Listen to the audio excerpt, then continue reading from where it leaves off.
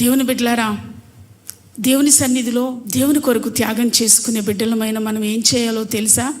ఆదివారం దేవుని సన్నిధికి వచ్చేటప్పుడు చక్కగా వైట్ అండ్ వైట్ డ్రెస్ వేసుకొని దేవుని సన్నిధిలో ఉండాలి. ఇది ఓ చిన్ని త్యాగమే. ఇది చిన్ని త్యాగం కాదు, చాలా పెద్ద త్యాగం. దేవుని కొరకు, దేవా ఈ లోకపు ఈ ఆభరణాలు నాకు వద్దయ్యా, ఈ లోక సంబంధమైనది నాకు అవసరం లేదయ్యా, నీకోసం దాన్ని నేను త్యాగం చేస్తానయ్యా.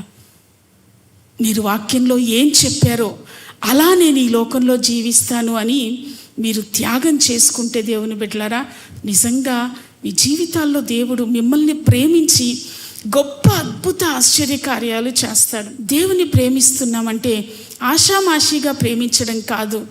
ఆయన్ని మనం ఎందుకు ప్రేమించాలి? ఆయన పోలికలో ఎందుకు మనం నడవాలి? ఆయన తన పోలికలో మనల్ని సృష్టించాడు.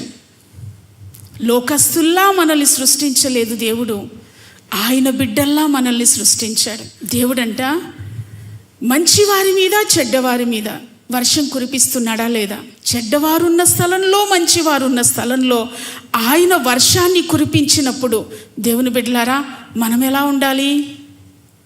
మంచివారినే ప్రేమించామనుకో, మనకు మంచి చేసిన వారిని, మనం ప్రేమించిన వారిని మనం ప్రేమించామనుకో, దానివల్ల ప్రయోజనం ఏముంది? మనకు శత్రువులు ఉన్నారో లేదో తెలియదు దేవుని బిడ్డలారా.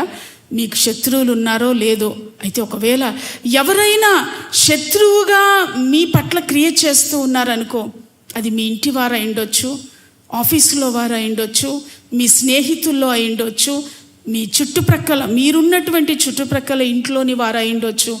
ఎవరు శత్రువుగా మీ ఎడల క్రియేట్ చేసినా మీరు వారిని ప్రేమించేవారుగా ఉండాలి. Praise the Lord. ఎందుకంటే క్రీస్తుకు శత్రువులు లేరెవరు. క్రీస్తు అందరికీ మిత్రువు. శత్రువుల మీద కూడా వర్షం కురిపించి, మోసం చేసే వారి మీద కూడా వర్షం కురిపించిన అటువంటి మంచి ప్రేమామయుడు మన యేసయ్య.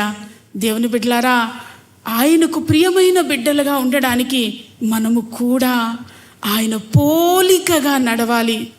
ఎవరైనా శత్రుత్వం చేస్తే మనస్ఫూర్తిగా వారిని క్షమిద్దాం.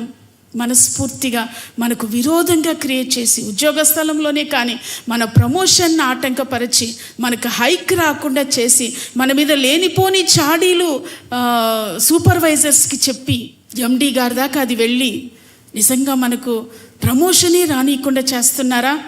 అయినా వారిని ప్రేమిద్దాం. శత్రువులను ప్రేమించమని దేవుడు చెప్పిన బోధ తను పాటించి మనకు నేర్పించాడు కదా. మనం కూడా శత్రువులను ప్రేమిద్దాం.